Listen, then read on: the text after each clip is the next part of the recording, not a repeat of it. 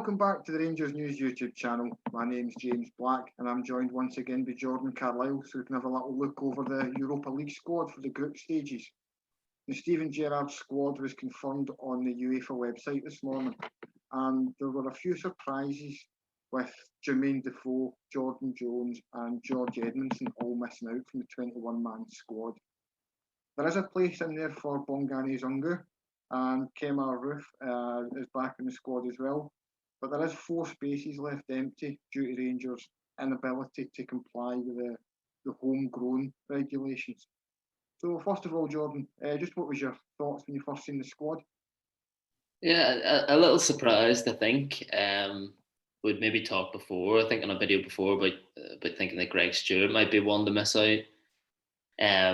Defoe, it is an interesting one because he's just not been involved so far this season really at all, and it just sort of points to the fact that Gerrard maybe just sees him now as a guy who's obviously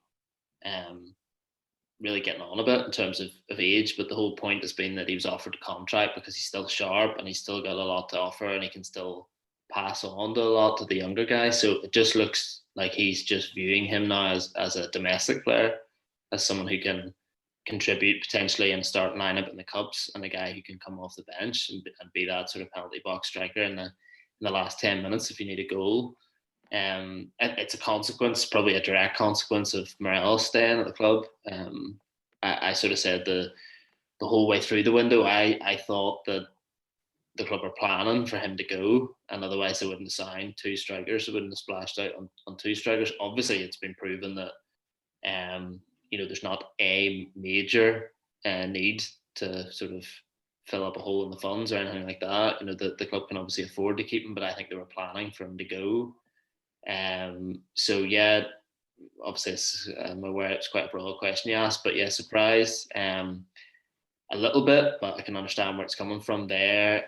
Jones can feel hard done by, I think, and Edmundson it's just a case of the strength and depth, I think, at the minute they have, but yeah, I'm sure we can come on to them individually in a minute.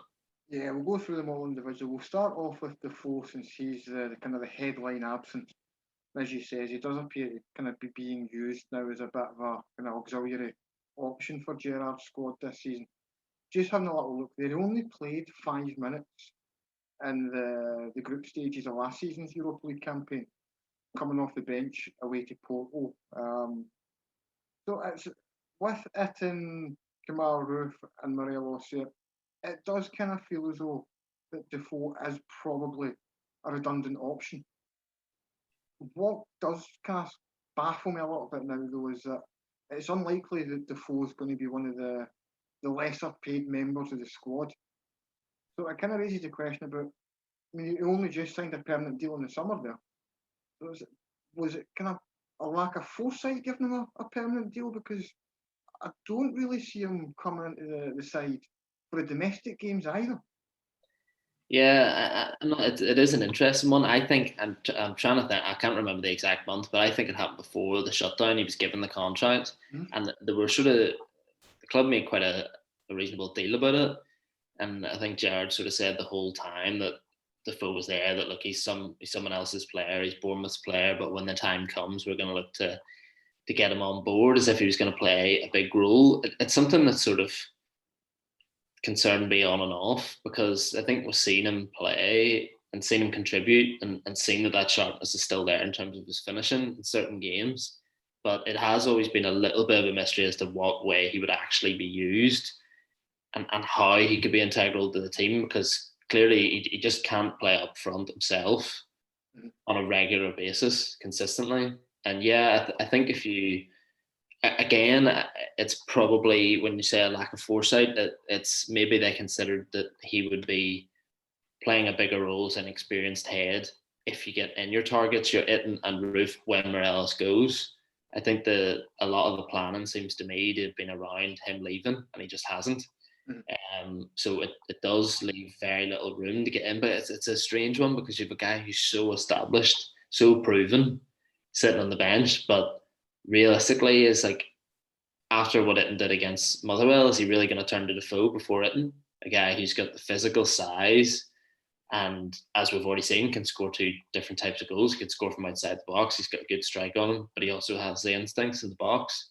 Maybe not as sharp as Defoe, but he can also contribute to the play more than Defoe can.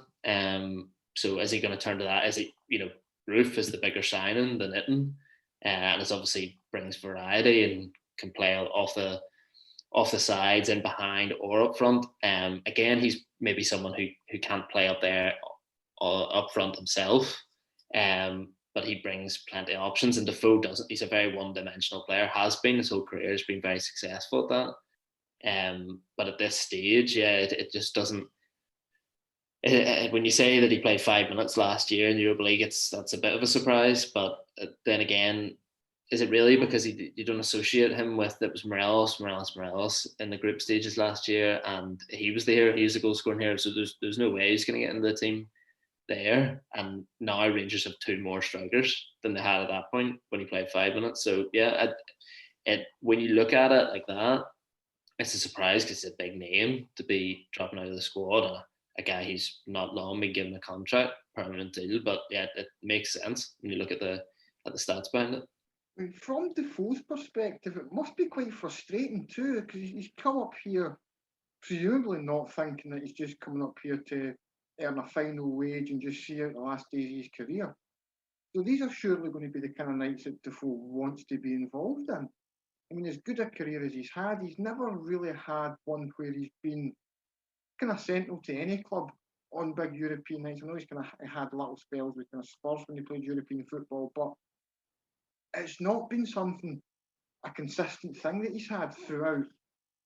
So you must think now that he's getting towards the end of his career, and he's got a fantastic record for us. Looked at it earlier on, it's 26 goals in 55 games since he arrived from Bournemouth on loan. I mean, it's not as if he's long past it, but yeah, it must be something that, as that elder statesman, he can probably appreciate why Gerrard's not put him in the squad.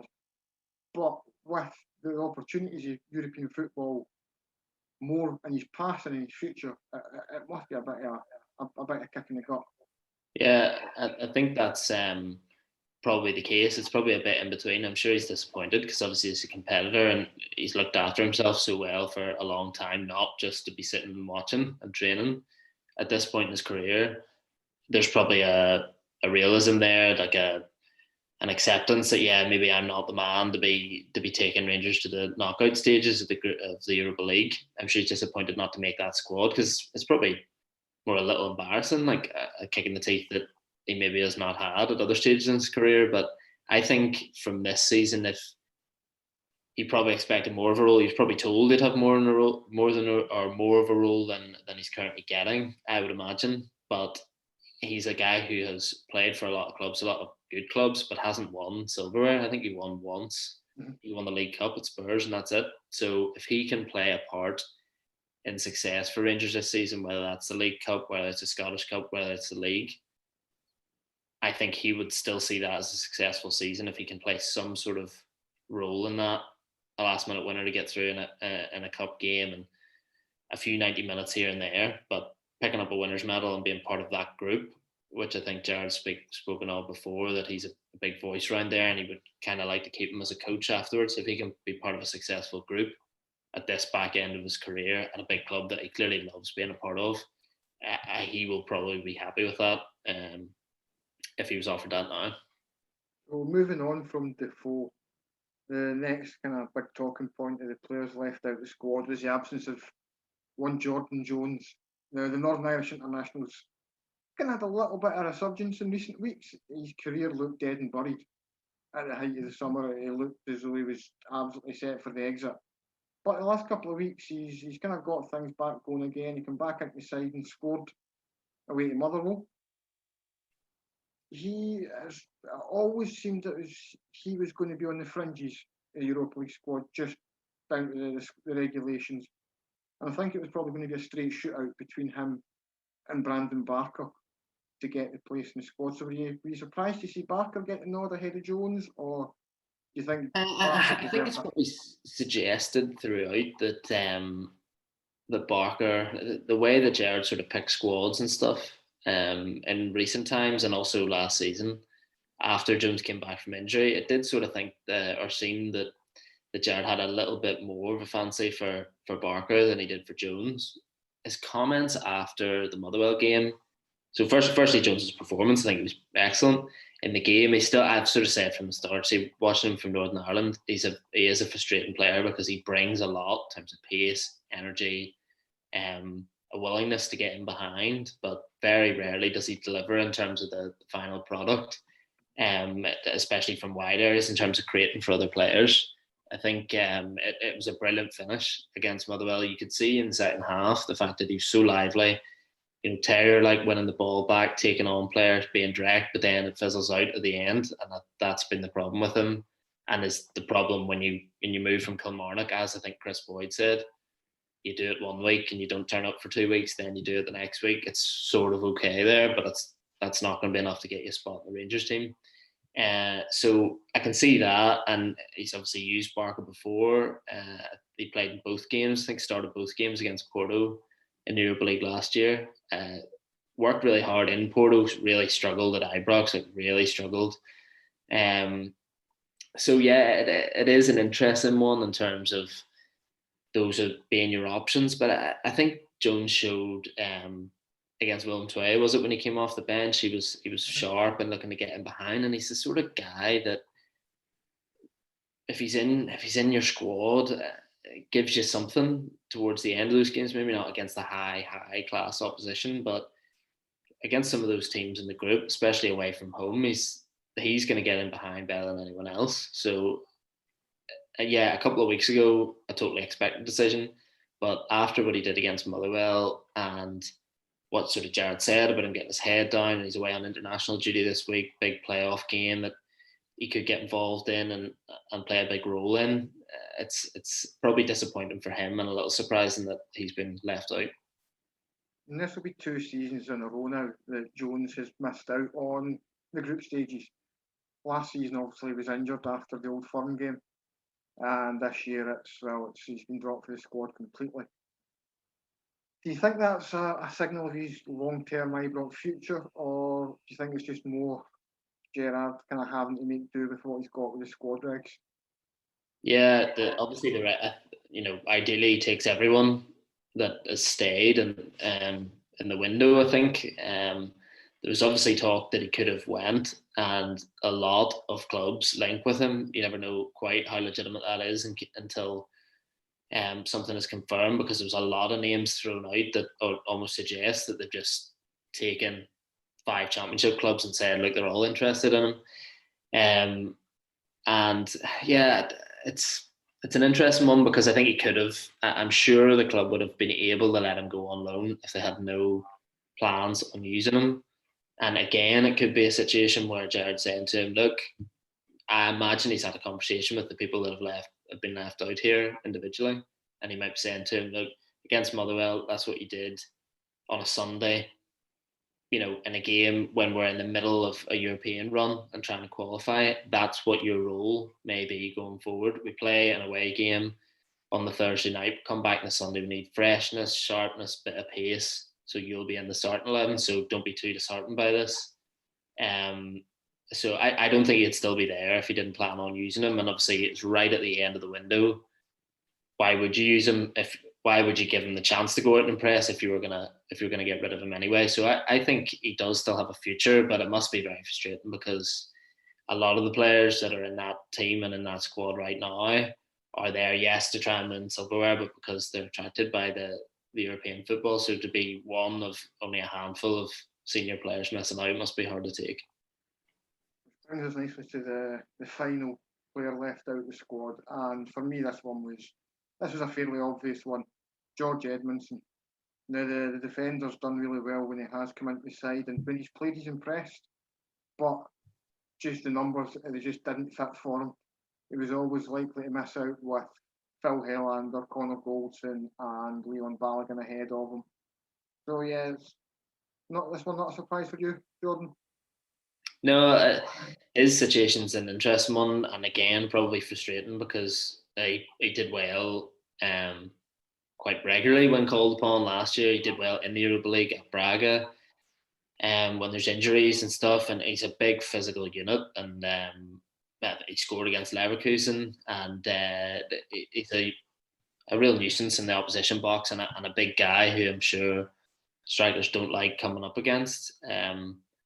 He's looked a little out of sorts this season, but you can't really blame him for that. I think that was one game he came in for and struggled a little bit, and then there was the OG against Motherwell, which he literally couldn't do anything about. It just came out of nowhere, smacked him in the face.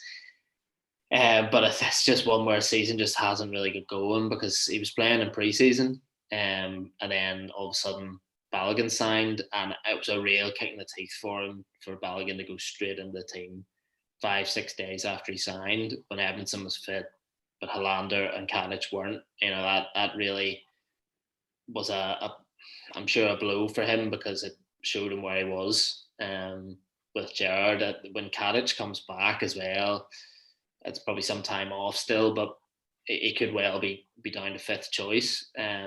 Which, for a guy who obviously came back, I think he was very sensible. He seems very grounded, very sensible about it last year, philosophical about his lack of game time, but the fact that he's learning and training, he understands it's a really big club and all that. But it is hard to see how he gets regular game time going forward. And there's been injuries at times, but obviously he knows now for sure that he's going to be basically frozen out for the group stages, which again, it's probably not that much different basically from going along as a matchday squad and being on the bench, because he wouldn't even be the first to be called upon if he was there. So probably the least surprising, but a sort of a slight fall from grace, or a change of circumstance in where he was last year. Fantastic. So just to kind of wrap up, Rangers get their Europa League campaign underway on the 22nd of October. They face Standard Liège in Belgium. I know we spoke about it before. Kind of whether you're confident whether they could get through this group or not. Does seeing the finalised squad change that any? You still just as confident that they can get through? No, I think we've sort of said before that Zungu's going to be interesting, because there's plenty of people excited about him, as you will be from any new signing, and a guy who no one's really seen play to a great extent, because you've obviously signings that have maybe underwhelmed, or guys that have come in from other Premiership clubs in recent years, like Jones or Greg Stewart, and you know plenty about him.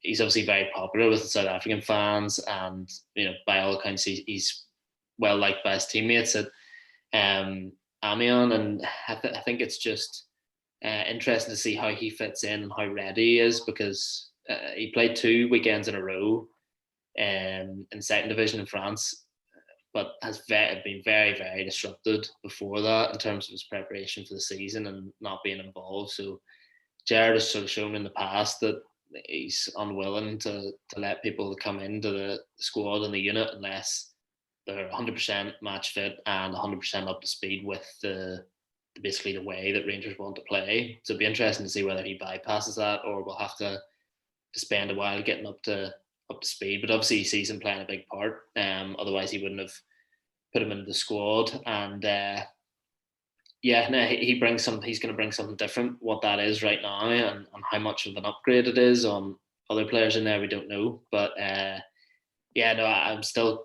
fairly confident that Rangers can get out of that group and challenge at the top end to win it.